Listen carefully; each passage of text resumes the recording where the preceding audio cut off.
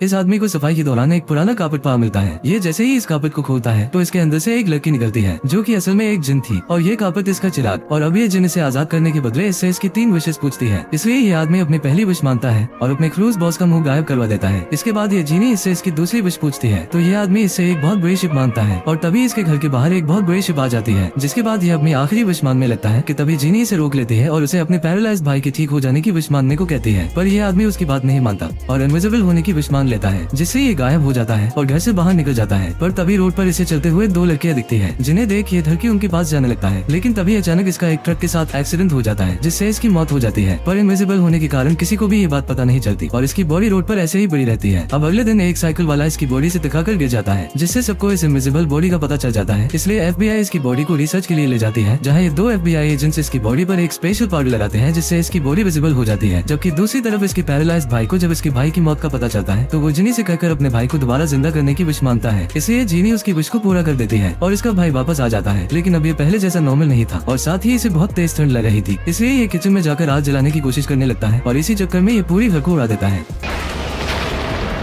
जिससे इस बार ये और इसका भाई दोनों ही मारे जाते हैं। इस ब्लास्ट के बाद यहाँ पर 2 FBI एजेंट्स इन्वेस्टिगेशन के लिए आते हैं और तभी इन्हें यहाँ उस कार्पेट में से वो जीनी मिलती है। ये दोनों इस जीनी को ले जाकर इससे इन्वेस्टिगेशन करते हैं, जिसमें ये जीनी इन्हें बताती है कि आज से 500 साल पहले उसने एक जिन से उसकी तरह पावरफुल और लंबी उम्र की विश मांगी थी, पर उसके बदले वो उस जिन की जगह इस कार्पेट यानी चिराग में कैद हो गई। और अब ये जीनी इस एजेंट से इसकी 3 विशेष पूछती है क्योंकि इसने उसे आजाद किया था। इसलिए ये एजेंट इससे अपनी पहली विश मांगता है कि पूरी दुनिया पीसफुल हो जाए और तभी पूरी दुनिया से इंसान और जानवर गायब हो जाते हैं।